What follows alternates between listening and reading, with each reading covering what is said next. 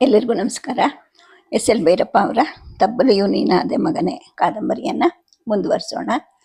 ಕಿರುಬದ ದಾಳಿಗೆ ಕಾಳಿಂಗಗೌಡನ ಮಗ ಕೃಷ್ಣ ಬಲಿಯಾಗ್ತಾನೆ. ಅಲ್ಲಿಂದ ಮುಂದಕ್ಕೆ ಮೊಮ್ಮಗ ಕಾಳಿಂಗನ ಒಂದು ಜವಾಬ್ದಾರಿ ಈ ವೃದ್ಧನ ಮೇಲೆ ಬೀಳುತ್ತೆ. ಆತ ಇವನಿಗೆ ಬರೀ ಜೈಮಿನಿ ಓದಲಿಕ್ಕೆ ಬರುವಷ್ಟು ವಿದ್ಯೆ ಬಂದರೆ ಸಾಕು ಅಂದ್ಕೊಂಡ್ರೆ ಪುರೋಹಿತ ತನ್ನ ಮಗನನ್ನು ಒಂದು ಸರ್ಕಾರಿ ಶಾಲೆಗೆ ಸೇರಿಸಿರೋದ್ರಿಂದ ನೀವು ಅಲ್ಲಿ ಸೇರಿಸಿ ಒಳ್ಳೆ ವಿದ್ಯೆ ಸಿಕ್ಕತ್ತೆ ಅಂತ ಬಲವಂತ ಮಾಡ್ತಾರೆ. ಹಾಗಾಗಿ ಇವನನ್ನು ಕೂಡ ಹತ್ತಿರದಲ್ಲಿದ್ದಂತಹ ಒಂದು ಸರ್ಕಾರಿ ಶಾಲೆಗೆ ಸೇರಿಸ್ತಾರೆ.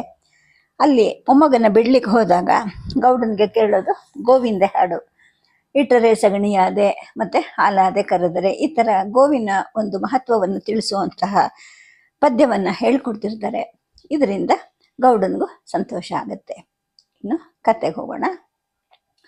ಗೌಡಯ್ಯ ಎದ್ದು ಸ್ಕೂಲ್ ಒಳಗೆ ಹೋಗ್ತಾನೆ. ಮೇಷ್ಟ್ರನ್ನ ಕೇಳ್ತಾನೆ, ಅಯ್ಯೋರೆ ಈ ಹಾಡು ಭಾಳ ವೈನಾಗೈತೆ, ನಂಗೊಂದಿಷ್ಟು ಹೇಳ್ಕೊಟ್ಬಿಡಿ ಅಂತ. ಮೇಷ್ಟ್ರು ಒಂದು ಕ್ಷಣ ತಬ್ಬಿಬ್ಬಾಗ್ತಾರೆ. ಒಳಗಡೆ ಹೋಗಿ ಏನು ಹೇಳಬೇಕು ತೋಚದೆ 2ನೇ ಕ್ಲಾಸಿನ ಒಂದು ಪುಸ್ತಕವನ್ನು ತೊಗೊಂಡು ಬಂದು ಅವನ ಕೈಲಿ ಕೊಡ್ತಾರೆ. ಓದಕ್ಕೆ ಬಂದರೆ ನೀವೇ ಓದಿ, ಇಲ್ಲ ಅಂದರೆ ನಾನು ಹೇಳ್ಕೊಡ್ತೀನಿ ಅಂತ. ಗೌಡಯ್ಯ ತಾನೇ ಮುಂದಿನ ಪದ್ಯಗಳನ್ನು ಓದ್ಕೋತಾನೆ. ಅದರಲ್ಲಿ ಅರ್ಥವಾಗದೇ ಇರೋದು ಅವನಿಗೇನು ಇಲ್ಲ ಅನಿಸುತ್ತೆ. ಜೈಮಿನಿ ಅಷ್ಟು ಕಠಿಣವಾಗಿ ಏನಿಲ್ಲ, ಎಷ್ಟು ಚೆನ್ನಾಗಿ ಅರ್ಥ ಆಗ್ತಿದೆಯಲ್ಲ ಅಂದ್ಕೊಳ್ತಾನೆ. ಎಷ್ಟು ಚೆನ್ನಾಗಿ ಬರೆದವ್ರಲ್ಲ ಅಂದ್ಕೊಂಡು ಓದ್ತಾನೆ. ಕೊನೆಯ ಪದ್ಯವನ್ನು ಓದುವಾಗ ಅವನಿಗೆ ಕಣ್ಣು ಒದ್ದೆ ಆಗಿಬಿಡುತ್ತೆ. ಅದರಲ್ಲಿ ಏನಿರುತ್ತೆ ಅಂದರೆ, ಹಾದಿ ಬೀದಿಯಲ್ಲಿರುವ ಕಸದ ಹುಲ್ಲನ್ನು ಹುಡುಕಿ ಮೇದು ಮನೆಗೈದು ನಾನು ಅಮೃತವ ನೀವೇ, ಅದನ್ನುಂಡು ನನಗೆರಡ ಬಗೆವ ಮಾನವ ಹೇಳು, ನೀನಾರಿಗಾದೆಯೋ ಎಲೆ ಮಾನವ. ಓದು ಮುಗಿಸಿದ ಮೇಲೆ ಓಚಯ್ಯ ಅವರು ಹೇಳ್ತಾರೆ, ನಿಮಗೆ ತುಂಬ ಇಷ್ಟ ಆದರೆ ನಾನು ಇದನ್ನು ಒಂದು ಕಾಗದದಲ್ಲಿ ಬರೆದು ನಿಮ್ಮ ಹುಡುಗನ ಕೈಲಿ ಕಳಿಸ್ತೀನಿ ಅಂತ. ಗೌಡಯ್ಯನಿಗೆ ಅವ್ರ ಬಗ್ಗೆ ತುಂಬ ಕೃತಜ್ಞತೆ ಹುಟ್ಕೊಳ್ಳುತ್ತೆ. ಅವ್ರ ಬಗೆಗೆ ವಿಚಾರಿಸ್ತಾನೆ. ಓಚಯ್ಯ ಅವರು ಜೈಮಿನಿಯನ್ನು ಪೂರ್ತಿ ಬಲ್ಲವರು, ಜೊತೆಗೆ ಗದಗಿನ ಭಾರತವನ್ನು ಹೇಳೋಕ್ಕೂ ಕೂಡ ಶಕ್ತಿ ಇರೋರು. ಸಂಸ್ಕೃತನೂ ಬರುತ್ತೆ. ಜ್ಯೋತಿಷ್ಯ, ಪೌರೋಹಿತ್ಯ ಎರಡರಲ್ಲೂ ಅವರಿಗೆ ಸಾಕಷ್ಟು ಪರಿಶ್ರಮ ಇದೆ. ಅವ್ರಿಗೆ ಗೌಡಯ್ಯ ಕೈ ಮುಗಿತಾನೆ. ಮೊಮ್ಮಗನಿಗೆ ಹೇಳ್ತಾನೆ, ಲೇ ಪುಟ, ನರಸಪ್ಪನ ಮಗನ ಕೂಟೆ ಹೋಗಿ ಮಧ್ಯಾಹ್ನ ಅವ್ರ ಮನೆಯಲ್ಲೇ ಊಟ ಮಾಡು, ಸಂಜೆಗೆ ದ್ಯಾವ ಬಂದು ನಿನ್ನನ್ನು ಕರ್ಕೊಂಡು ಬರ್ತಾನೆ ಅಂತ ಹೇಳ್ಬಿಟ್ಟೇನೋ ಹೊರಡ್ತಾನೆ. ಆದರೆ ದಾರಿ ಉದ್ದಕ್ಕೂ ಗೌಡನ ಮನಸ್ಸಿನಲ್ಲಿ ಒಂದು ಪ್ರಶ್ನೆ ಕೊರಿತಾ ಇರುತ್ತೆ. ಹಾದಿ ಬೀದಿಯಲ್ಲಿರುವ ಕಸದ ಹುಲ್ಲನ್ನು ಹುಡುಕಿ ಮೇದು ಮನೆಗೈತಿ ನಾನಮೃತವ ನೀವೇ, ಅದರುಂಡು ನನಗೆರಡು ಬಗೆವ ಮಾನವ ನೀ ಹೇಳು, ನೀನು ಯಾರಿಗಾದೆಯೋ ಎಲೆ ಮಾನವ ಅಂತ. ಅಂದರೆ ಗೋಮಾತೆಯ ಹಾಲನ್ನು ಊಟ ಮಾಡಿ ಮನುಷ್ಯ ಅದಕ್ಕೆ 2 ಬಗೆತಾನಲ್ಲ, ಅವನು ಯಾರಿಗೇನು ಉಪಕಾರ ಮಾಡ್ತಾನೆ? ಹೊಲ, ಮನೆ, ತೋಟ, ತುಡಿಕೆ ಎಲ್ಲ ಅವನಿಗೆ ಬೇಕು. ಕುರಿ, ಕೋಳಿ, ಆಡು, ಓತ ಎಲ್ಲನೂ ಬೇಕು. ನಾಯಿ ಸಾಕೋದು ಅವನ ಮನೆ ಕಾಯೋಕ್ಕೇನೆ. ಗೋಮಾತೆ ಸಾಕೋದು ಕೂಡ ಅದರ ಹಾಲು ಉಣ್ಣಕ್ಕೆ ಅಂತ. ಇವನಿಂದ ಯಾರಿಗೇನು ಉಪಕಾರ ಇದೆ? ಕೆಟ್ಟ ಜನ್ಮ ಅಂದರೆ ಮನುಷ್ಯಂದು, ಪುಣ್ಯದ ಜನ್ಮ ಅಂದರೆ ಗೋಮಾತೆದು. ಅದೆಷ್ಟೊಂದು ಪುಣ್ಯ ಮಾಡಿದ್ರೆ ಗೋಮಾತೆ ಜನ್ಮ ಬರುತ್ತೋ ಏನೋ. ದೇವ್ರೆ, ನಂಗೆ ಮುಂದಿನ ಸಲ ಗೋಮಾತೆ ಜನ್ಮ ಕೊಡ್ತೀಯಾ ಅಂತ ದೇವರನ್ನ ಮನಸ್ಸಲ್ಲೇ ಕೇಳ್ಕೊಳ್ತಾನೆ. ಆದರೆ ನಾನೇನು ಪಾಪನೇ ಮಾಡಿಲ್ವಾ? ಗೋವಿನ ಜನ್ಮ ಬಾ ಅಂದರೆ ಪುಗ್ಸಟ್ಟೆ ಬಂದ್ಬಿಡುತ್ತಾ? ಗೋಮಾತೆ ಆಗ ಹುಟ್ಟಿದ ಮೇಲೆ ದೇವ್ರು ಆದಂಗೆನೆ ಲೆಕ್ಕ. ದೇವ್ರಿಗಿಂತ ದೊಡ್ಡದಲ್ವಾ ಗೋವು ಅನ್ನೋದು? ನಾನೊಂದು ಮಡ್ಡು ಮುಂಡೆದು, ಮುಂದಿನ ಜನ್ಮಕ್ಕೆ ಗೋವಾಗ ಪುಣ್ಯ ನಂಗೆಲ್ಲ ಐತೆ ಅಂದ್ಕೊಳ್ತಾನೆ. ಮಧ್ಯಾಹ್ನ 11 ಗಂಟೆಗೆ ಶಾಲೆ ಬಿಡುತ್ತೆ. ಜೋಯಿಸರ ಮಗ ವೆಂಕಟರಮಣ ಪುಟ್ಟನನ್ನು ಮನೆಗೆ ಕರ್ಕೊಂಡು ಹೋಗ್ತಾನೆ. 11ರಿಂದ 2 ಗಂಟೆವರೆಗೂ ಶಾಲೆಗೆ ಬಿಡುವಿರುತ್ತೆ. ಜೋಯಿಸರ ಹೆಂಡತಿ ಸುಬ್ಬಮ್ಮ ಪುಟ್ಟನಿಗೆ ಮುತ್ತಗದ ಎಲೆ ಮೇಲೆ ಊಟ ಬಡಿಸ್ತಾರೆ. ಅವನು ಉಂಡು ಎಲೆ ಎಸೆದು ತಾನೇ ಗೋಮಯವನ್ನು ಮಾಡ್ತಾನೆ. ಆ ದಿನದಿಂದ ಮುಂದೆ ಅವನು ದಿನವೂ ಮಧ್ಯಾಹ್ನ ಅವ್ರ ಮನೆಯಲ್ಲೇ ಊಟ ಮಾಡಬೇಕು. ಸುಬ್ಬಮ್ಮನು ಅಕ್ಕರೆಯಲ್ಲೇ ಬಡಿಸ್ತಾ ಇದ್ರು. ಅವ್ರ ಮಗ ವೆಂಕಟರಮಣ ಪುಟ್ಟ ಕಾಳಿಂಗನಿಗಿಂತ 3 ವರ್ಷಕ್ಕೆ ದೊಡ್ಡವನು. ಈಗ 3ನೇ ಕ್ಲಾಸಲ್ಲಿದ್ದಾನೆ. ಬರೀ ಶಾಲೆ ಪಾಠನೇ ಅಲ್ಲದೆ ಅವನಿಗೆ ತನ್ನ ತಂದೆಯಿಂದ ಸಂಸ್ಕೃತ ವ್ಯಾಸಂಗನೂ ಕೂಡ ಆಗ್ತಾನೂ ಇರುತ್ತೆ. ಜೋಯಿಸರು ಮಗನಿಗೆ ಸಂಜೆ ಹೊತ್ತಲ್ಲಿ ವೇದ ಪಾಠ ಮಂತ್ರ ಹೇಳ್ಕೊಡ್ತಾ ಇರ್ತಾರೆ. ಹಿಂದಿನ ವರ್ಷ ತಾನೇ ಉಪನಯನ ಆಗೋಕ್ಕೆ ಮೊದಲು ಕೂಡ ಅವನು ಸಂಸ್ಕೃತದ ವ್ಯಾಕರಣ, ಅಮರ, ನೀತಿ ಶತಕಗಳನ್ನು ಕಲಿಸ್ಕೋತಾ ಇರ್ತಾನೆ. ಈಗ ವೇದಾಧ್ಯಯನ ಕೂಡ ನಡೀತಾ ಇರುತ್ತೆ. ಸರ್ಕಾರಿ ಶಾಲೆಗೆ ಹೋಗ್ತಿದ್ರೆ ಇನ್ನು ಮುಂದೆ ಜೀವನೋಪಾಯಕ್ಕೆ ಕಷ್ಟ ಅನ್ನೋ ದೃಷ್ಟಿಯಿಂದ ಮಾತ್ರಲೇ ಜೋಯಿಸರು ಮಗನನ್ನು ಆ ಶಾಲೆಗೆ ಸೇರಿಸಿರ್ತಾರೆ. ಪುಟ್ಟ ಬುದ್ಧಿವಂತ ಹುಡುಗ. ಶಾಲೆಯಲ್ಲಿ ಓಚೈನವರು ಕಲಿಸ್ತಿದ್ರ ಜೊತೆಗೇನೆ ಮಧ್ಯಾಹ್ನದ ಹೊತ್ತಲ್ಲಿ ವೆಂಕಟರಮಣ ಕೂಡ ಏನಾದರೂ ಹೇಳ್ಕೊಡ್ತಾ ಇದ್ದ. ಹೀಗಾಗಿ ಅವನು 15 ದಿನದಲ್ಲೇನೆ 52 ಅಕ್ಷರಗಳನ್ನು ಬರೆದಿದ್ದು ಅಲ್ಲದೆ ಮರ, ಮಠ, ಮಗ ಮೊದಲಾಗಿ ಸಣ್ಣ ಸಣ್ಣ ಸರಳ ಸರಳ ಅಕ್ಷರಗಳನ್ನು ಸೇರಿಸಿ ಓದೋದು ಮತ್ತು ಬರೆಯೋದನ್ನು ಕೂಡ ಕಲ್ತ್ಕೊಂಡ್ಬಿಡ್ತಾನೆ. ದಿನ ಸಾಗ್ತಾ ಇರುತ್ತೆ. ಹೀಗೆ ಒಂದು ಮಧ್ಯಾಹ್ನ ಕಾಳಿಂಗಗೌಡ ಉಂಡು ಗಂಗಾಳಕ್ಕೆ ಕೈ ತೊಳೆದು ಮೊಗೆಯಿಂದ ಮಜ್ಜಿಗೆ ಕುಡಿತಾ ಇರ್ತಾನೆ. ಆಗ ಹೋಬಳಿಯ ಶೇಕ್ದಾರರ ಜವಾನ ಬರ್ತಾನೆ. ಗೌಡನಿಂದ ರುಜು ಮಾಡಿಸ್ಕೊಂಡು ಒಂದು ಸರ್ಕಾರಿ ಹುಕುಂ ಅಂದ್ಬಿಟ್ಟು ಕೊಡ್ತಾನೆ. ಏನು ಮಗ ಇದು ಅಂತ ಕೇಳಿದಾಗ, ಏನಿಲ್ಲ ಕಣಜ, ನಿಂದು 150 ಎಕರೆ ಗೋಮಾಳ ಆಯ್ತಲ್ಲ, ಅದನ್ನ ಸಾಗುವಾಳಿ ಮಾಡ್ಬೇಕಂತೆ ಮೇಲಿಂದ ಹುಕುಂ ಬಂದೈತೆ. ನೀನೇ ಸಾಗು ಮಾಡದೇ ಇದ್ರೆ ಅದನ್ನ ಸರ್ಕಾರದವ್ರು ಕಿತ್ಕೊಂಡು ಬೇರೆ ಯಾರಿಗಾದ್ರೂ ಕೊಡ್ತಾರಂತೆ ಅಂತಾನೆ. ಯಾಕಪ್ಪ ನನ್ನ ಮ್ಯಾಗ ಸರ್ಕಾರದವ್ರಿಗೆ ಇಟ್ಕೋಪ ಅಂತ ಗೌಡಯ್ಯ ಹೇಳ್ತಾನೆ. ಬರೀ ನಿನ್ನ ಮೇಲೆ ಅಲ್ಲ ಕಣಜ್ಜ, ನಿಮ್ಮೂರ ಕೊಟ್ಟಿಗೆ ಮನೆ ಚಿನ್ನಯ್ಯಂಗೂ ಕೂಡ 50 ಎಕರೆ ಗೋಮಾಳ ಆಯ್ತಲ್ಲ, ಅವನಿಗೂ ಹಿಂಗೆ ಹುಕುಂ ಹುಟ್ಟಿಸ್ತಾರೆ. ಬಾಕಿ ಊರ್ನಾಗೂ ಕೂಡ ಗೋಮಾಳ ಮಡಿಕೊಂಡಿರೋ ರೈತರಿಗೆಲ್ಲರಿಗೂ ಹುಕುಂ ಮಾಡ್ತಾವ್ರೆ. ದೇಶದಲ್ಲಿ ಜನ ಹೆಚ್ಚಾಯ್ತು, ಜನಕ್ಕೆ ತಿನ್ನಕ್ಕೇನೂ ಇಲ್ಲ, ಇನ್ನು ದನಕ್ಕೆ ಅಂತ ಗೋಮಾಳ ಇಟ್ಕೊಳ್ಳೋ ಬದಲು ಅದನ್ನೇ ಉತ್ತು ಗೇದು ಹೊಟ್ಟೆಗಾದ್ರೂ ಆಗ್ತೈತೆ ಅಂತ ಹೇಳ್ಬಿಟ್ಟು ಸರ್ಕಾರದವರು ಹುಕುಂ ಹುಟ್ಟಿಸಿದ್ದಾರೆ ಅಂತ ಬಂದ ಜವಾನ ಹೇಳ್ತಾನೆ. ಅಯ್ಯ, ಅದ್ಯಾವ ನನ್ನ ಹೆಂಡತಿ ಮಗನ ಅವನು ಸರ್ಕಾರ ಅಂದರೆ ಅಂತ ಗೌಡಯ್ಯ ಕೋಪದಿಂದ ಕೇಳಿದಾಗ ಜವಾನ ಹೇಳ್ತಾನೆ, ಸರ್ಕಾರನ ಹಾಗೆಲ್ಲ ಅನ್ನಬಾರ್ದಪ್ಪ, ಯಾರೆದ್ರಿಗಾದ್ರೂ ಅಂದರೆ ನಿನ್ನನ್ನು ಜೈಲಿಗೆ ಹಾಕ್ಬಿಡ್ತಾರೆ, ಬಿಡ್ತು ಅನ್ನು ಅಂತ ತಿಳುವಳಿಕೆ ಹೇಳ್ತಾನೆ.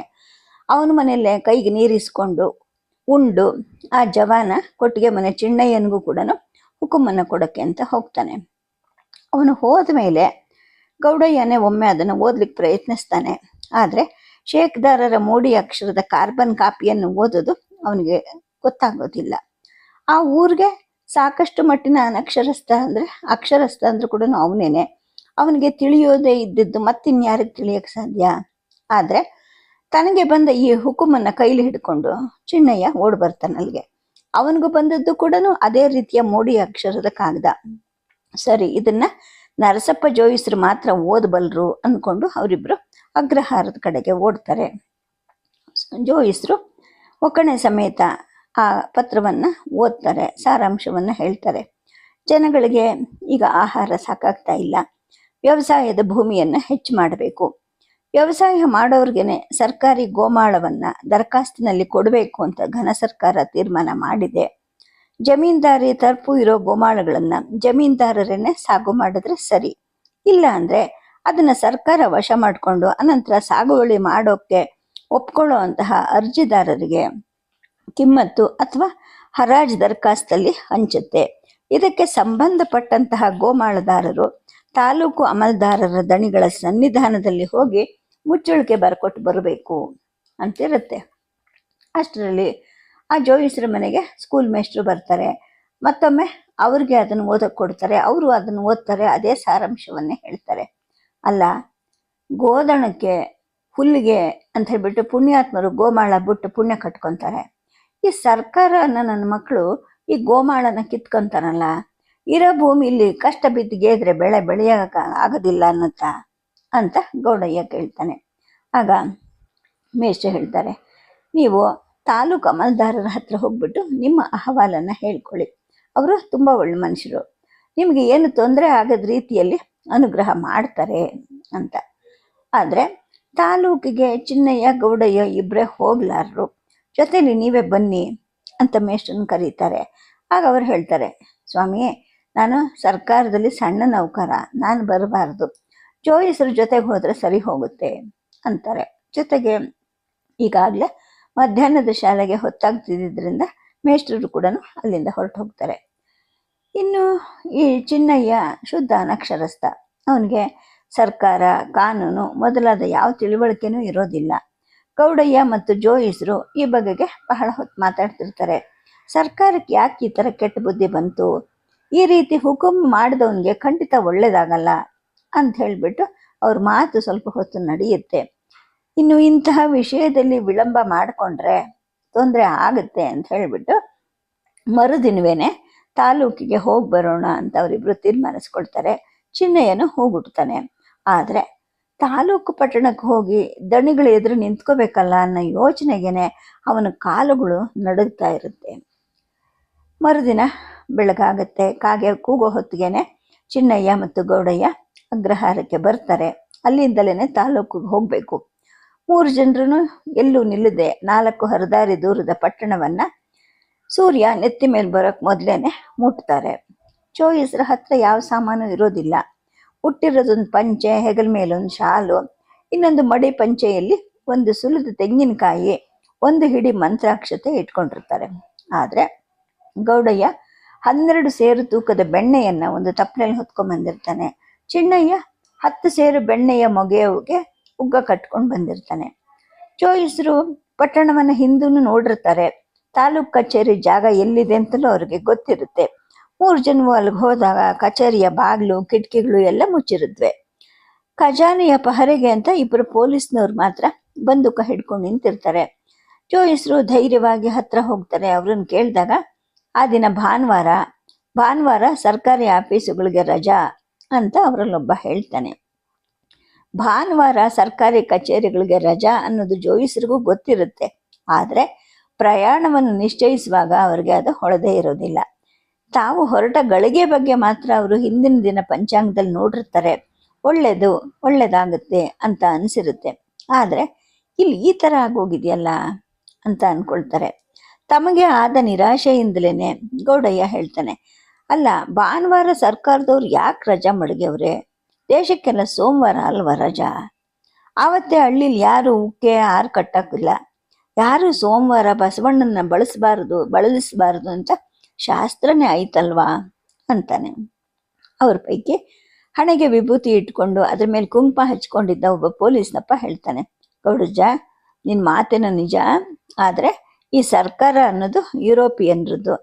ಅವನ ಮಟ್ಟಿಗೆ ಅನುಕೂಲವಾಗಿ ಭಾನುವಾರ ರಜಾ ಮಾಡ್ಕೊಂಡವನೆ. ಇನ್ನು ಹಳ್ಳಿಲಿ ಸೋಮವಾರ, ಗೌರ್ಮೆಂಟ್ ಆಫೀಸಲ್ಲಿ ಇವೆಲ್ಲ ನಡೆಯಲ್ಲ ಅಂತಾನೆ.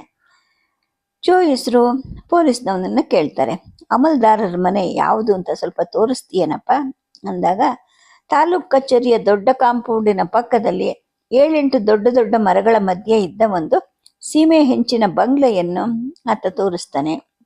ಅವರಿಬ್ಬರನ್ನು ಕರ್ಕೊಂಡು ಜೋಯಿಸ್ರು ಕಾಂಪೌಂಡನ್ನು ದಾಟಿ ಬಂಗ್ಲೆ ಮುಂದಿನ ಕೈ ತೋಟದ ಬಾಗಿಲಿಗೆ ಹೋದಾಗ ಅಲ್ಲಿ ಒಬ್ಬ ಸದ್ಗೃಹಸ್ಥರು ನಿಂತಿರ್ತಾರೆ. ಇವರನ್ನು ಕೇಳ್ತಾರೆ, ನಿಮ್ಗೇನು ಬೇಕು, ಯಾಕೆ ಬಂದಿದ್ದೀರಾ ಅಂತ. ಹಾಗೆ ಹೇಳಿದವರು ಮುಖವನ್ನು ಜೋಯಿಸ್ರು ನೋಡ್ತಾರೆ. ಅವರ ಹಣೆ ಮೇಲೆ ವಿಭೂತಿ ಇರುತ್ತೆ, ಜೊತೆಗೆ ಹುಬ್ಬುಗಳ ಮಧ್ಯದಲ್ಲಿ ಕುಂಕುಮನೂ ಇರುತ್ತೆ. ಹೆಗಲ ಮೇಲೆ ಜನಿವಾರ ಅವರ ತೆಳುವಾದ ಒಳ ಅಂಗಿಯಲ್ಲಿ ಕಾಣ್ತಾ ಇರುತ್ತೆ. ಕಿವಿಯಲ್ಲಿ ಕೆಂಪನೆಯ 10 ಕಡಕ ಹಾಕೊಂಡಿರ್ತಾರೆ. ಬಂಗಾರದಂತೆ ಹೊಳೆಯೋ ಅಂತಹ 4 ಬೆಟ್ಟಗ್ಲದ ಕಲಾಪತ್ತಿನ ಪಂಚೆಯನ್ನು ಉಟ್ಟಿರ್ತಾರೆ.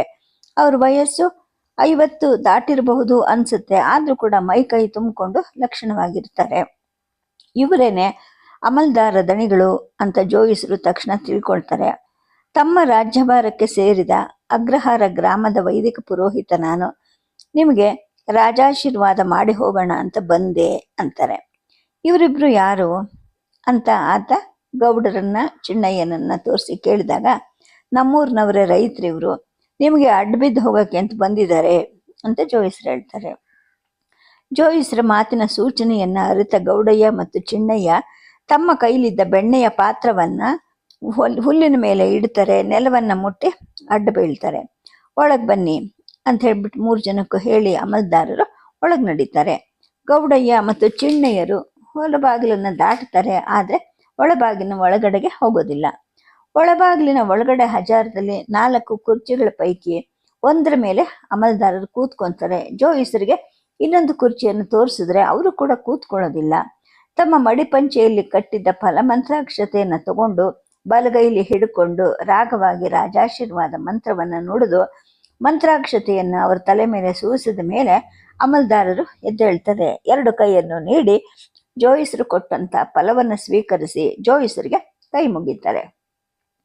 ನಿಮ್ಮ ಸಂಧ್ಯಾವನ್ನೇ ಆಗಿದೆಯಾ ಅಂತ ಅಮಲ್ದಾರರು ಕೇಳಿದ್ದಕ್ಕೆ ಜೋಯಿಸ್ರು ಹೇಳ್ತಾರೆ, ಬೆಳಿಗ್ಗೆ ಎದ್ದು ಸ್ನಾನ ಮುಗಿಸಿ 3 ಆಚಮನವನ್ನು ಮಾಡಿಕೊಂಡು ಊರು ಬಿಟ್ಟೆ ಅಂತಾರೆ. ಮುಗುಟ ಉಟ್ಕೊಳ್ಳಿ, ಮೊದಲು ಭೋಜನ ಆಗಲಿ ಅಂತ ಅಮಲ್ದಾರರು ಇವರಿಬ್ಬರ ಕಡೆಗೂ ತಿರುಗ್ತಾರೆ. ಕೂತ್ಕೊಳ್ರಪ್ಪ, ಊಟ ಮಾಡೋರಂತೆ ಅಂತ ಹೇಳಿದಾಗ ಗೌಡಯ್ಯ ಮತ್ತು ಚಿಣ್ಣಯ್ಯರಿಗೆ ಅರ್ಥವೇ ಆಗದಂತಹ ಸಂಭ್ರಮ ಉಂಟಾಗುತ್ತೆ ಮನಸ್ಸಿನಲ್ಲಿ. ಅಮಲ್ದಾರ್ ಸಾಹೇಬ್ರ ಮನೇಲಿ ತಮಗೂ ಊಟ ಅನ್ನೋದನ್ನ ಅವರು ಕನಸಲ್ಲೂ ನೆನೆಸಿರೋದಿಲ್ಲ. ಸಾಹೇಬ್ರು ಎದ್ದು ಒಳಗೆ ಹೋಗ್ತಾರೆ. ಅವ್ರ ಮನೆ ಅಡುಗೆಯವನು ಹೊರಗಡೆಗೆ ಬರ್ತಾನೆ. ಒಂದು ಹಿತ್ತಾಳೆ ಬಾಂಡಲಿಗೆ ಇವರಿಬ್ಬರು ತಂದಿದ್ದ ಬೆಣ್ಣೆಯ ಮುದ್ದೆಗಳನ್ನು ಹಾಕಿಸ್ಕೊತಾನೆ. ಎಲ್ಲರದ್ದು ಊಟ ಮುಗಿಯುತ್ತೆ. ಒಳ ಅಂಗಳದಲ್ಲಿ ಒಂದು ಮರದ ಕುರ್ಚಿ ಮೇಲೆ ಅಮಲ್ದಾರರು ಕೂತ್ಕೊಂತಾರೆ. ಜೋಯಿಸರು ಬೆತ್ತದ ಕುರ್ಚಿ ಮೇಲೆ ಕೂತ್ಕೊಂತಾರೆ. ಕಾಳಿಂಗಗೌಡ ಮತ್ತು ಚಿಣ್ಣಯ್ಯ ಇವರು ದಣಿಗಳ ಎದೆಗೆ ಗೋಡೆ ಹತ್ರ ನೆಲದ ಮೇಲೆ ಮುದ್ರಕೊಂಡು ಕೂತ್ಕೊಂತಾರೆ. ಅಮಲ್ದಾರರು ಹೇಳ್ತಾರೆ, ಗೌಡಯ್ಯ, ಊಟ ಮಾಡ್ತಾ ನಾನು ಜೋಯಿಸ್ರ ಕೈಲೂ ಅದೇ ಮಾತು ಹೇಳಿದೆ. ಈ ಕಾನೂನು ಮೇಲಿಂದ ಹುಟ್ಟು ಬಂದಿರೋದು. ಆಹಾರ ಉತ್ಪತ್ತಿ ಹೆಚ್ಚು ಮಾಡಬೇಕು, ಅದಕ್ಕೆ ಏನು ಮಾಡಬೇಕು ಅಂತ ಸರ್ಕಾರದವರು ಯುರೋಪಿಯನ್ ಕೆಂಪು ಜನರ ಒಂದು ಕಮಿಟಿ ಮಾಡಿದ್ರು. ಗೋಮಾಳನೆಲ್ಲ ವ್ಯವಸಾಯಕ್ಕೆ ಕೊಡಬೇಕು, ಇಲ್ಲದೆ ಇದ್ರೆ ಖಾಸಗಿ ಗೋಮಾಳಗಳನ್ನು ಹೊಲಗದ್ದೆ ಮಾಡಿಸಿ ಅಂತ ಹೇಳಿಬಿಟ್ಟು ಅದರ ಹಿಡುವಳಿದಾರರಿಗೆ ಹುಕುಮ ಮಾಡಬೇಕು ಅಂತ ಅವರು ಶಿಫಾರಸು ಮಾಡಿದ್ರಂತೆ. ಅದರ ಹಾಗೇನೆ ದಿವಾನ್ ಸಾಹೇಬರು ರೆವೆನ್ಯೂ ಕಮಿಷನರ್ ಮುಖಾಂತರ ಹೀಗೆ ಆರ್ಡರ್ ಮಾಡಿದ್ದಾರೆ. ನನ್ನ ಕೈಲಿ ಏನೂ ಇಲ್ಲಪ್ಪ ಅಂತಾರೆ. ಆಗ ಜೋಯಿಸ್ರು ಭಿನ್ನವಿಸ್ಕೊತಾರೆ. ದಣಿಗಳ ಮಾತು ನಮಗೆ ಗೊತ್ತಾಗುತ್ತೆ. ನಾವು ದಿವಾನ್ ಸಾಹೇಬ್ರನ್ನ ಕಾಣುವಷ್ಟು ಶಕ್ತಿವಂತರಲ್ಲ. ಅದಕ್ಕೋಸ್ಕರನೇ ಪುರೋಹಿತನಾದ ನಾನು ನಿಮಗೆ ಹೇಳ್ತೀನಿ, ನೀವು ಬೇಕಾದರೆ ಹೀಗೆ ಅವ್ರಿಗೆ ಬರೀರಿ. ತಸ್ಮಾತ್ ಗವಾಂ ಪ್ರಚಾರಂ ತು ಮುಕ್ತ್ವ ಸ್ವರ್ಗಾನ್ನ ಹೀಯತೆ ಯಶ್ಚಿನ್ನತ್ತಿ ಧ್ರುವಂ ಪುಣ್ಯಂ ಗೋ ಪ್ರಚಾರಂ ಚಿನ್ನತ್ಯಪಿ. ಅಂದರೆ ಗೋ ಭೂಮಿಯನ್ನು ಬಿಡುವ ಯಾರು ಸ್ವರ್ಗದಿಂದ ಭ್ರಷ್ಟರಾಗೋದಿಲ್ಲ. ಹಾಗೆ ಗೋಚರ ಭೂಮಿಯನ್ನು ತಡೆಯುವವನು ಅಥವಾ ಸ್ವಂತಕ್ಕೆ ಉಪಯೋಗಿಸ್ಕೊಳ್ಳೋವನು ಅಥವಾ ವೃಕ್ಷಗಳನ್ನು ಕಡಿಯುವವನು 21 ತಲೆಯವರೆಗೂ ರೌರವ ನರಕದಲ್ಲಿ ಬೀಳ್ತಾನೆ ಅಂತ ಶಾಸ್ತ್ರದಲ್ಲಿ ಹೇಳಿದೆ. ಗೋಕುಲಸ್ಯ ತೃಷಾರ್ಥಸ್ಯ ಜಲಾಂತೆ ವಸುಧಾಧಿಪ ಉತ್ಪಾದಯತಿಯೋ ವಿಘ್ನಂ ತಮಾಹು ಬ್ರಹ್ಮಘಾತಕಂ. ಅಂದರೆ ಗೋವಿನ ಹುಲ್ಲಿಗೆ ಅಥವಾ ಅದು ಕುಡಿಯೋ ನೀರಿಗೆ ತೊಂದರೆ ಮಾಡೋವನನ್ನ ಬ್ರಹ್ಮಘಾತಕ ಅಂತಾರೆ ಅಂತ ಹೇಳ್ಬಿಟ್ಟು ಮಹಾಭಾರತದಲ್ಲಿ ಹೇಳಿದೆ ಅಂತ ಜೋಯಿಸ್ರು ಹೇಳ್ತಾರೆ. ಇವರ ಮಾತನ್ನ ಅಮಲ್ದಾರರು ತುಂಬ ಆಸಕ್ತಿಯಿಂದ ಕೇಳ್ತಾ ಇರ್ತಾರೆ. ಸನಾತನಿಗಳಾಗಿ ದಿನವೂ ಸಂಧ್ಯಾ ವಂದನೆ ದೇವರ ಪೂಜೆಗಳನ್ನು ಮಾಡ್ತಿದ್ದ ಅವರಿಗೆ ಶಾಸ್ತ್ರ ಪುರಾಣಗಳಲ್ಲಿ ಬಹಳ ಭಕ್ತಿ ಇರುತ್ತೆ. ಜೋಯಿಸ್ರು ಮುಂದುವರಿಸ್ತಾ ಇರ್ತಾರೆ. ಧನುಷ್ಯತಂ ಪರಿಹಾರೋ ಗ್ರಾಮಸ್ಯ ಸ್ಯಾತ್ ಸಮಂತತಃ ಶಮ್ಯಾಪಾತಸ್ತ್ರಯೋ ವಾಪಿ ತ್ರಿಗುಣೋ ನಗರಸ್ಯ ತು ತತ್ರ ಪರಿಹೃತಂ ಧ್ಯಾನಂ ವಿಹಿಂಸ್ಯು ಪಶವೋ ಯದಿ ನಾ ತತ್ರ ಪ್ರಣಯೇದ್ದಂಡಂ ನೃಪತಿ ಪಶುರಕ್ಷಿತಾಂ. ಅಂದರೆ 100 ಧನುವಿನ ಅಂದರೆ 400 ಮೊಳದ ಅಂದರೆ ಒಂದು ದಂಡವನ್ನು 3 ಸಲ ಎಸೆದ್ರೆ ಎಷ್ಟು ದೂರ ಹೋಗಿ ಬೀಳುತ್ತೋ ಅಷ್ಟು ಭೂಮಿಯನ್ನು ಗ್ರಾಮದ ಸುತ್ತ ಗೋವಿಗಾಗಿ ಬಿಡಬೇಕು. ನಗರದ ಸುತ್ತ ಅಂದರೆ ಇದರ 3ರಷ್ಟು ಭೂಮಿಯನ್ನು ಬಿಡಬೇಕು. ಈ ದೂರದ ಒಳಗಡೆ ಯಾರಾದರೂ ಹೊಲ ಮಾಡಿ ಉತ್ತು ಬೆಳೆದು ಅದನ್ನು ಯಾವುದಾದ್ರೂ ಹಸು ಮೇದ್ ಬಿಟ್ರೆ ಆ ಹಸುವಿನ ಯಜಮಾನನಿಗೆ ರಾಜ ದಂಡ ವಿಧಿಸ್ಕೂಡ್ದು ಅಂತ ಕೂಡ ಹೇಳಿದೆ. ಗೋಮಾತೆಯನ್ನು ವಂಚಿಸಿ ನಾವು ಭೂಮಾತೆಯನ್ನು ಉಪಯೋಗಿಸ್ಕೋಬಾರ್ದು. ಭೂಮಾತೆಯ ಮೈ ಮೇಲೆ ಬೆಳೆಯೋ ಹುಲ್ಲನ್ನು ಗೋಮಾತೆ ತಿಂದರೂ ಕೂಡ ಅದು ಹಾಲಾಗಿ ಪರ್ಯಾಯವಾಗಿ ನಮಗೆ ಸಿಕ್ಕತ್ತೆ. ತಾಯಿ ಹಾಲು ಮಗುಗಲ್ದೆ ಇನ್ಯಾರಿಗೆ ಸಿಕ್ಕತ್ತೆ ಅಂತ ಹೇಳ್ತಾರೆ. ಈ ಮಾತಿಗೆ ಹೌದು ಅನ್ನೋ ಹಾಗೆ ಅಮಲ್ದಾರರು ತಲೆ ಹಾಕ್ತಾರೆ. ಶಾಸ್ತ್ರಿಗಳೇ, ನೀವು ಹೇಳೋದು ನಿಜವೇ. ಕೇಳ್ತಾ ಇದ್ರೆ ನಾನು ಸಹ ನಿಮ್ಮಂಥವರಿಂದ ಇಂತಹ ಸಂಬಂಧಪಟ್ಟ ಶಾಸ್ತ್ರವನ್ನೆಲ್ಲ ಹೇಳಿಸ್ಕೊಂಡು ತಿಳ್ಕೊಬೇಕು ಅನ್ನೋ ಆಸೆ ಆಗತ್ತೆ. ಕೈಕಾಲು ತೊಳ್ಕೊಳ್ಳೋಕ್ಕೆ ಹಿತ್ಲ ಕಡೆ ಹೋದಾಗ ನೀವೇ ನೋಡಿದ್ರಲ್ಲ, ನನ್ನ ಮನೆಯಲ್ಲೂ ಕೂಡ ಯಾವಾಗ್ಲೂ 4-5 ಹಸು ಇದ್ದೇ ಇರುತ್ತೆ. 2 ಹಸುಗಳು ಯಾವಾಗಲೂ ಕರಿತಾ ಇರುತ್ತೆ. ಬೆಳಗ್ಗೆ ಎದ್ದು ಮಡಿ ಉಟ್ಟುಕೊಂಡು ಗೋಪೂಜೆ ಮಾಡಿದೆ ನನ್ನ ಹೆಂಡತಿ ನಮ್ಮ ಮೊಮ್ಮಗುಗೂ ಕೂಡ ಸಹ ಒಂದು ತೊಟ್ಟ ಹಾಲು ಕೂಡ ಕುಡಿಸಲ್ಲ. ಆದರೆ ಏನು ಮಾಡೋಣ ಹೇಳಿ, ಸರ್ಕಾರನ ಆಳೋ ಜನರೇ ಬೇರೆ, ಅವ್ರಿಗೆ ಸಲಹೆ ಕೊಡುವಂತಹ ತಜ್ಞರೇ ಬೇರೆ. ಅವರೆಲ್ಲ ಇಂಗ್ಲೆಂಡಿನ ಜನಗಳು. ಇಲ್ಲದೇ ಇದ್ದರೆ ಅಲ್ಲಿಗೆ ಹೋಗಿ ಬಂದಿರೋ ಅಂಥವ್ರು. ನನ್ನಂತಹ ತಾಲೂಕು ಅಮಲ್ದಾರನ ಮಾತನ್ನು ದಿವಾನ್ರು ಕೇಳ್ತಾರಾ? ಉಂಡೋರಷ್ಟು ಜನ ಅಂದರೆ ಕೇಳೋಕ್ಕಾದ್ರೂ ನಿಂಗೇನು ಅಧಿಕಾರ, ಎಲೆ ಎತ್ತು ಅಂತ ತಕ್ಷಣ ಹೇಳಿಬಿಟ್ಟು ಇದು ನಿನ್ನ ಡ್ಯೂಟಿ ಅಂತ ಹೇಳ್ತಾರೆ. ಈ ಸಂದರ್ಭದಲ್ಲಿ ನಾನು ಏನು ಮಾಡಲಿ ಹೇಳಿ ಅಂತಾರೆ. ಅವರ ಸೌಜನ್ಯ ಧರ್ಮ ಬುದ್ಧಿಗಳನ್ನು ನೋಡಿ ಕಾಳಿಂಗಗೌಡನಿಗೆ ಅಮಲ್ದಾರ್ ದಣಿಗಳು ಅಂತ ಯಾವ ಒಂದು ವ್ಯಕ್ತಿ ಬಗ್ಗೆ ಕಲ್ಪನೆಯಲ್ಲಿ ಒಂದು ಭಯ ಇತ್ತೋ ಆ ಭಯ ಎಲ್ಲ ಹೋಗ್ಬಿಡುತ್ತೆ. ಆತ ಬಾಯಿ ಹಾಕ್ತಾನೆ, ಯಪ್ಪ ನಾನು ಹೇಳೋದು ಒಂದಿಟ್ಟು ಕೇಳು ಅಂದಾಗ ಜೋಯಿಸರು ತಕ್ಷಣ ಹೇಳ್ತಾರೆ, ಗೌಡಯ್ಯ ನೀನು ದಣಿಗಳನ್ನು ಹೀಗೆ ಏಕವಚನದಲ್ಲಿ ಕೇಳು ಗೀಳು ಅಂತಾರ, ನಿನಗೆ ಸ್ವಲ್ಪನೂ ನಾಗರಿಕತೆನೆ ಬರಲಿಲ್ವಲ್ಲ ಅಂದಾಗ ಅಮಲ್ದಾರರು ಇರ್ಲಿ ಅವನು ಅಭಿಮಾನದಿಂದ ಮಾತಾಡ್ತಾ ಇದ್ದಾನೆ, ಅದೇನು ಹೇಳಪ್ಪ ಗೌಡಯ್ಯ ಅಂತ ಅಮಲ್ದಾರರು ಹೇಳ್ತಾರೆ. ಆಗ ಗೌಡಯ್ಯ ಹೇಳ್ತಾನೆ, ನಂದು ತಪ್ಪಾತ್ ಕಣಪ್ಪ, ನಿನ್ನ ಏಕವಚನದಲ್ಲಿ ಮಾತಾಡೋಕ್ಕಿಲ್ಲ, ಬೇಕಾದರೆ ನೀನು ನನ್ನ ಊರಿಗೆ ಬಂದು ವಿಚಾರ ಮಾಡು. ನನಗೆ ಒಟ್ಟಿನಲ್ಲಿ 150 ಎಕರೆ ಗೋಮಾಳ ಐತೆ, ಈ ಚಿಣ್ಣಯ್ಯಂಗೆ 50 ಎಕರೆ ಐತೆ. ಹೆಸರಿಗೆ ಇವು ನನ್ನ ಹೆಸರಲ್ಲಿ ಇವನ ಹೆಸರಲ್ಲಿ ಇವೆ. ಆದರೆ ಅದರಲ್ಲಿ ಇವತ್ತಿನ ತನಕ ಊರಿನ ಯಾರು ಬೇಕಾದರೂ ಬಂದು ದನ ಮೇಯಿಸ್ಕೊಂಡು ಹೋಗ್ಬೋದು. ಬೆಟ್ಟದ ಕಡೆ ಮೇವು ಮುಗಿದ ಮೇಲೆ ನಮ್ಮೂರಿನ ಬಾಕಿ ಹಸುಗಳು ಕೂಡ ಬಂದು ನಮ್ಮ ಗೋಮಾಳದಲ್ಲಿ ಮೇಯ್ತವೆ. ನಾವು ಒಂದು ಹಸುನು ಒಂದು ದಿನವೂ ಓಡಿಸಿಲ್ಲ. ಅದರ ಗೌಡ್ರ ಮನೆಯವ್ರನ್ನ ಯಾಕಲೆ ಅಂತ ಕೂಡ ಕೇಳಿಲ್ಲ. ಗೋತಾಯಿ ಅಂದರೆ ಯಾರ ಮನೆದಾದ್ರೂ ಒಂದೇ ಅಲ್ಲವ್ರ ಅಂತ ಅಂತಾನೆ. ಅಮಲ್ದಾರರು ಅವನ ಮಾತಿಗೆ ಮೆಚ್ಚುಗೆಯಿಂದ ತಲೆದೂಗ್ತಾರೆ. ಗೌಡಯ್ಯ ಮಾತು ಮುಂದುವರಿಸ್ತಾನೆ, ನನ್ನ ಹೆಸರು ಕಾಳಿಂಗೇಗೌಡ ಅಂತ ಬುದ್ಧಿ. ಧರಣಿ ಮಂಡಲ ಮಧ್ಯದೊಳಗೆ ಅನ್ನೋ ಗೋವಿನಾಡ್ ನಿಮಗೆ ಗೊತ್ತಾಯ್ತಲ್ಲ, ಆ ಕಾಳಿಂಗನ ವಂಶ ನಂದು. ನನ್ನ ವಂಶದ ಹಿಂದಿನ ತಲೆಲೇನೆ ಪುಣ್ಯಕೋಟಿ ಹಸು ಹೆಬ್ಬುಲಿಯ ಬಾಯಿಗೆ ಹೋಗಿ ಬದುಕಿ ಬಂದಿದ್ದು. ಅರುಣಾದ್ರಿ ಬೆಟ್ಟದ ತಾವನೇನೆ ನಮ್ಮೂರೈತೆ. ನನ್ನ ದುಡ್ಡಿಲಿ ಇವತ್ತಿಗೂ ಕೂಡ ಪುಣ್ಯಕೋಟಿ ತಳಿ ಐತೆ. ನನ್ನ ಮಗ ಗೋಪ್ರಾಣ ಉಳಿಸಕ್ಕೆ ಅಂತ ಹೋಗ್ಬಿಟ್ಟು ತನ್ನ ಜೀವವನ್ನು ಕೊಟ್ಟ ಅಂತ ಹೇಳ್ತಾನೆ. ಆಗ ಜೋಯಿಸ್ರ ಮಧ್ಯೆ ಬಾಯಿ ಹಾಕ್ತಾರೆ, ಹೌದು ಗೌಡಯ್ಯ ಹೇಳೋ ಮಾತು ಅಕ್ಷರಶಃ ನಿಜ. ಆ ಕಾಳಿಂಗ ಗೊಲ್ಲನ ವಂಶನೇ ಇವ್ರದ್ದು. ಕಾಳನಹಳ್ಳಿ ಅಂತ ಒಂದು ಪುಣ್ಯ ಸ್ಥಳ ಇದೆ, ತಾವು ಒಂದು ದಿನ ಆ ಕಡೆ ದಯಮಾಡಿಸ್ಬೇಕು. ಹಾಗೆ ಈ ಗೌಡಯ್ಯನ ದೊಡ್ಡಿಯನ್ನು ನೋಡ್ಕೊಂಡು ಬರಬೇಕು ಸ್ವಾಮಿ. ಯಾವ ಕಾಶಿ ರಾಮೇಶ್ವರಕ್ಕೆ ತಾನೇ ಕಡಿಮೆ ಪುಣ್ಯಕೋಟಿ ತಳಿ ಇರೋ ದೊಡ್ಡಿ ಅಂದರೆ ಅಂತಾರೆ. ಅಮಲ್ದಾರರಿಗೆ ಇವ್ರ ಮಾತಲ್ಲಿ ಹೆಚ್ಚು ಆಸ್ಥೆ ಉಂಟಾಗುತ್ತೆ. ಮುಂದಿನ ತಾಲೂಕು ಜಮಾಬಂದಿಗೆ ನಿಮ್ಮ ಹೋಬಳಿ ಹೆಡ್ ಕ್ವಾರ್ಟರ್ಗೆ ಬಂದಾಗ ಖಂಡಿತ ಬರ್ತೀನಿ. ಪುಣ್ಯಸ್ಥಳ ಅಂತ ಅಂದಮೇಲೆ ನನ್ನ ಹೆಂಡತಿನೂ ಬರ್ತಾಳೆ. ಅಂತಹ ಪುಣ್ಯಕೋಟಿ ತಳಿ ಹಸುಗೆ ಪೂಜೆ ಮಾಡಿದ್ರೆ ಜನ್ಮ ಸಾರ್ಥಕ ಆಗುತ್ತೆ. ನಾವು ಮೊದಲೇ ತಿಳಿಸ್ತೀವಿ, ನೀವೇ ಬಂದು ಶಾಸ್ತ್ರೋಕ್ತವಾಗಿ ಗೋಪೂಜೆ ಮಾಡಿಸ್ಬೇಕು, ನಾವೇ ಸಾಮಾನೆಲ್ಲ ತರ್ತೀವಿ ಅಂತ ಹೇಳ್ತಾರೆ. ಅಮಲ್ದಾರರಿಗೆ ಗೌಡಯ್ಯನ ದೊಡ್ಡ ವಿಷಯದಲ್ಲಿ ಭಕ್ತಿಯನ್ನು ಹುಟ್ಕೊಳ್ಳುತ್ತೆ. ಆದರೆ ಅವನ ಗೋಮಾಳವನ್ನು ರಕ್ಷಿಸಕ್ಕೆ ಅವರು ಅಸಮರ್ಥರಾಗಿರ್ತಾರೆ.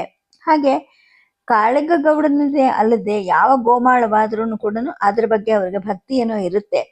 ಅದನ್ನು ಉಳಿಸೋಕ್ಕೂ ಅವ್ರು ಬಯಸ್ತಾ ಇರ್ತಾರೆ. ಆದರೆ ಅಧಿಕಾರ ಅನ್ನೋದು ಅವ್ರ ಕೈಯಲ್ಲಿ ಇರೋದಿಲ್ಲ.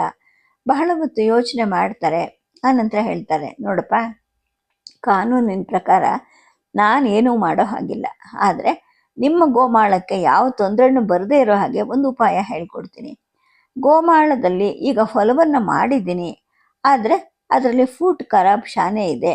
ಆದರೂ ಸಾಧ್ಯವಾದ ಜಾಗದಲ್ಲೆಲ್ಲ ನಾನು ಉತ್ತು ಬಿತ್ತಿ ಮಾಡಿದ್ದೀನಿ ಅಂತ ನೀನು ಇನ್ನೊಂದು 6 ತಿಂಗಳಿಗೆ ನನಗೆ ಒಂದು ಅರ್ಜಿ ಬರೆದ್ಬಿಡು. ಅದಕ್ಕೆ ಗ್ರಾಮದ ಶಾನುಭೋಗರಿಂದಲೂ ಕೂಡ ಒಂದು ರುಜು ಹಾಕಿಸ್ಬಿಡು. ಅದರ ಪ್ರಾಣಿಯಲ್ಲಿ ಅವರು ಹೆಚ್ಚು ಬೆಳೆ ಬರೋಲ್ಲ, ಒಂದಿಷ್ಟು ಹುರುಳಿ ಮೆಣಸಿನ್ಕಾಯಿ ಹುಟ್ಟಿದೆ ಅಂತ ರಿಪೋರ್ಟ್ ಬರೆದ್ರೆ ಸಾಕು. ಆಮೇಲೆ ನಾನು ಅದಕ್ಕೆ ಎಕರೆಗೆ 4 ಆಣೆ ಹಾಗೆ ಕಂದಾಯ ಠರಾವು ಮಾಡ್ತೀನಿ. ಅಂದರೆ ನೀನು ವರ್ಷಕ್ಕೆ 37.5 ರೂಪಾಯಿನ ಹೆಚ್ಚಾಗಿ ಸರ್ಕಾರಕ್ಕೆ ಕೊಡಬೇಕಾಗುತ್ತೆ. ಈ ಚಿಣ್ಣಯ್ಯ ಗೌಡ ವರ್ಷಕ್ಕೆ 12.5 ರೂಪಾಯಿ ಕೊಡಬೇಕಾಗತ್ತೆ. ನಿಮ್ಮ ಗೋಮಾಳ ಹಾಗೆ ಉಳ್ಕೊಳ್ಳುತ್ತೆ. ಇದಕ್ಕಿಂತ ಹೆಚ್ಚು ಇನ್ನೇನು ಮಾಡೋಕ್ಕೂ ನನಗೆ ಸಾಧ್ಯ ಇಲ್ಲ. ನನ್ನ ಅಧಿಕಾರದಲ್ಲಿರೋ ಯಾವ ಗೋಮಾಳದ ಮಾಲೀಕ ಅಹವಾಲು ತಂದ್ರೂ ನಾನು ಇಷ್ಟೇ ಮಾಡೋಕ್ಕೆ ಶಕ್ತನಾಗಿರೋದು ಅಂತ ಹೇಳ್ತಾರೆ. ಆಗ ಜೋಯಿಸ್ರು ಹೇಳ್ತಾರೆ, ನಮ್ಮ ಗೌಡಯ್ಯ ಮತ್ತು ಈ ಚಿಣ್ಣಯ್ಯ ಇವರಿಬ್ಬರು ತುಂಬ ಧರ್ಮ ಕರ್ಮ ಬಲ್ಲೋರು. ಅವ್ರ ಹಾಗೇನೆ ಬಾಕಿ ಗೋಮಾಳದ ಯಜಮಾನ್ರು ಮಾಡ್ತಾರೋ ಇಲ್ವೋ ಕಾಣೆ ಸ್ವಾಮಿ. ಈ ಪರಿಸ್ಥಿತಿಲಿ ತಾವು ಅಪ್ಪಣೆ ಕೊಡಿಸಿರೋದೇ ಸರಿ ಅಂತ ಅನಿಸುತ್ತೆ ಅಂತ ಹೇಳ್ಬಿಟ್ಟು, ಗೌಡಯ್ಯ ನೀವು ಹಾಗೆ ಮಾಡಿ ಅಂತಾರೆ. ದಣಿಗಳ ಸಲಹೆ ಗೌಡಯ್ಯನಿಗೂ ಚಿಣ್ಣಯ್ಯನಿಗೂ ಸಮರ್ಪಕ ಅನಿಸುತ್ತೆ. ವರ್ಷಕ್ಕೆ 37.5 ರೂಪಾಯಿ ಹೆಚ್ಚು ಕಂದಾಯ ಕೊಡೋದು ಗೌಡಯ್ಯನಿಗೂ ಮತ್ತು 12.5 ರೂಪಾಯಿ ಕೊಡೋದು ಚಿಣ್ಣಯ್ಯನಿಗೂ ಭಾರ ಅಂತ ಏನು ಅನ್ಸಲ್ಲ. ಪತ್ನಿ ಸಮೇತ ತಮ್ಮ ಊರಿಗೆ ದಯಮಾಡಿಸೋ ಹಾಗೆ ದಣಿಗಳನ್ನು ಕರೆದು ಗೌಡಯ್ಯ ಮತ್ತು ಚಿಣ್ಣಯ್ಯ ಅವರಿಗೆ ನಮಸ್ಕಾರ ಮಾಡ್ತಾರೆ. ಅಮಲ್ದಾರರು ಒಂದು ತಟ್ಟೆಯಲ್ಲಿ ಒಂದು ತೆಂಗಿನಕಾಯಿ ಫಲ ಮತ್ತು ತಾಂಬೂಲದ ಮೇಲೆ ಒಂದು ಬೆಳ್ಳಿಯ ಪಾವಲಿಯ ದಕ್ಷಿಣೆ ತಗೊಂಡು ಅವರಿಗೆ ಆಶೀರ್ವಾದ ಮಂತ್ರ ಹೇಳಿ ಜೋಯಿಸರು ತಮ್ಮ ಜೊತೆಯವ್ರ ಜೊತೆಗೆ ಊರಿಗೆ ಹೊರಡ್ತಾರೆ. ಮುಂದಿನ ತಾಲೂಕು ಜಮಾಬಂದಿಗೆ ಆ ಕಡೆಗೆ ಬಂದಿದ್ದಾಗ ಅಮಲ್ದಾರರು ತಮ್ಮ ಕುಟುಂಬದ ಜೊತೆಗೆ ಕಾಳಿಂಗದ ಗೌಡನ ದುಡ್ಡಿಗೆ ಬರ್ತಾರೆ. ಎಲ್ಲ ಗೋವುಗಳು ಗೋಪೂಜೆ ಮಾಡ್ತಾರೆ. ಆನಂತರ ಪುಣ್ಯಕೋಟಿ ತನ್ನ ಸತ್ಯವಾಕ್ಯಕ್ಕೋಸ್ಕರ ಹುಡುಕೊಂಡು ಬಂದಂತಹ ಹೆಬ್ಬುಲಿಯ ಗುಹೆಯನ್ನು ನೋಡ್ಕೊಂಡು ಬರಕ್ಕೆ ಹೋಗ್ತಾರೆ. ಆ ಗುಹೆ ಮುಂದೆನೇ ಎನ್ನ ಉಡು ಹೊಟ್ಟಕ್ಕ ನೀನು, ನಿನ್ನ ಕೊಂದು ನಾನೇನ ಪಡವೆನು ಅಂತ ಹಸುಗ್ ಹೇಳ್ಬಿಟ್ಟು ಹುಲಿ ಪ್ರಾಣ ಬಿಟ್ಟಿರುತ್ತೆ. ಆ ಸ್ಥಳವನ್ನ ಅಮಲ್ದಾರರು ಸುತ್ತ ನೋಡ್ತಾರೆ. ಈ ಜಾಗದಲ್ಲಿ ಒಂದು ಮಂಟಪವನ್ನಾದ್ರೂ ಕಟ್ಟಿಸ್ಬೇಕು, ಅಲ್ಲಿ ವರ್ಷಕ್ಕೊಂದು ಸಲ ಆದ್ರೂ ಗೋಪೂಜೆ ನಡಿಬೇಕು ಅಂತ ಕಾಳೇನಹಳ್ಳಿಯವರಿಗೆ ಅವರು ಸೂಚನೆಯನ್ನ ಕೊಡ್ತಾರೆ. ಅದಕ್ಕೆ ಮೊದಲಿಗರಾಗಿ 25 ರೂಪಾಯಿ ಚಂದವನ್ನು ಕೂಡ ಕೊಡ್ತಾರೆ. ಗೋಪೂಜೆಗೆ ಅಂತ ಅವರು ತಂದಿದ್ದ 12 ಬಳ್ಳ ಅಕ್ಕಿ, 25 ತೆಂಗಿನಕಾಯಿ, ಬೆಲ್ಲದ ಅಚ್ಚು, ಬಾಳೆ ಹಣ್ಣುಗಳನ್ನ ನೀರಲ್ಲಿ ನೆನೆಸಿ ಅವರ ಹೆಂಡತಿ ದೊಡ್ಡಿಯ ಎಲ್ಲ ಹಸುಗಳಿಗೂ ತಮ್ಮ ಕೈಯಿಂದಲೇ ತಿನ್ನಿಸ್ತಾರೆ. ಊರ ಬಸವಣ್ಣನ ಗುಡಿಯಲ್ಲಿ ತಮ್ಮ ಅಡಿಗೆಯವನ ಸಮೇತ ಇಳ್ಕೊಂಡಿದ್ದ ಅವರಿಗೆ ಕಾಳಿಂಗ ಗೌಡ ಔತಣದ ಅಡಿಗೆಯನ್ನು ಮಾಡಿಸ್ತಾನೆ. ಅವ್ರು ಹೋಗುವಾಗ ಒಂದು ಮಡಿಕೆ ತುಂಬ ಬೆಣ್ಣೆಯನ್ನು ಕೂಡ ಕೊಟ್ಟು ಕಳಿಸ್ಕೊಡ್ತಾನೆ. ಸದ್ಯಕ್ಕೆ ಕಥೆಯನ್ನು ನಿಲ್ಲಿಸಿರ್ತೀನಿ. ನಮಸ್ಕಾರ.